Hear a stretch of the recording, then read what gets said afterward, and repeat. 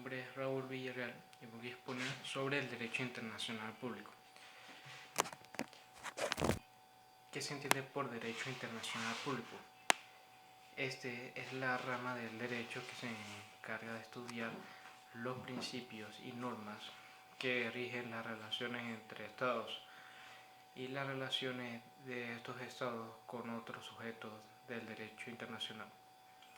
Adicionalmente, se encarga de vigilar el funcionamiento de la organización de la comunidad internacional. Ahora, ¿qué son las fuentes del derecho internacional público? La fuente es todo aquello que se conoce como lo que permite crear derecho. En medida que crea derecho, establece unas obligaciones y unas pautas de comportamiento para los sujetos del derecho internacional. Es por eso que el Estatuto de la Corte Internacional de Justicia, en su artículo 38, establece que son 4 las fuentes del derecho internacional.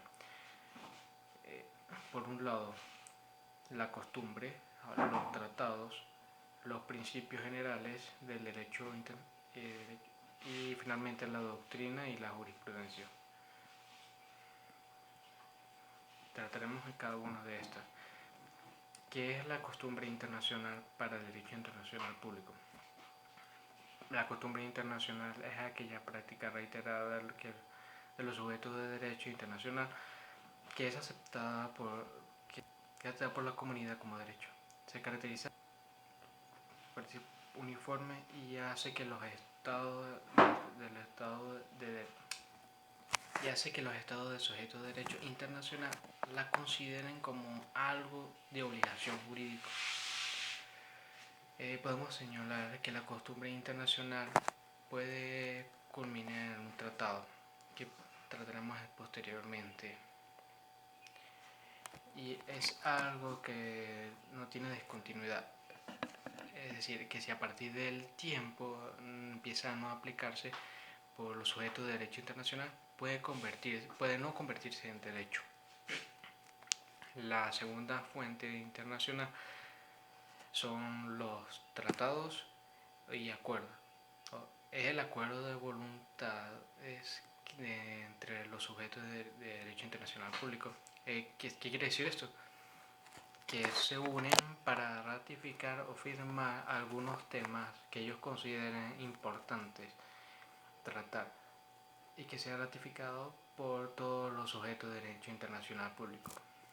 Generalmente los tratados es producto de la práctica reiterada de una costumbre. Todos los tratados deben ser mínimamente bilaterales o culminar con un escrito.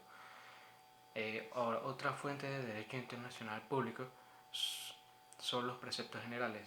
Los principios generales son aquellas pautas que obligan al sujeto internacional a ser un punto de partida para las relaciones dentro de las comunidades internacionales.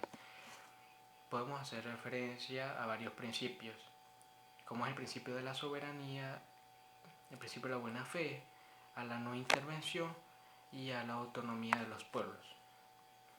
La última fuente del derecho internacional es lo que podemos llamar como la jurisprudencia y la doctrina. Estos dos no permiten crear derecho, pero sí establece algunos rangos que podemos encontrar normas y pautas de comportamiento para los estados. Por un lado, tenemos la jurisprudencia, que es aquella que establece los parámetros de conducta entre los sujetos de derecho internacional público y establece la interpretación, al igual que la doctrina, que no son fuentes de derecho internacional público, pero sirven para su comprensión.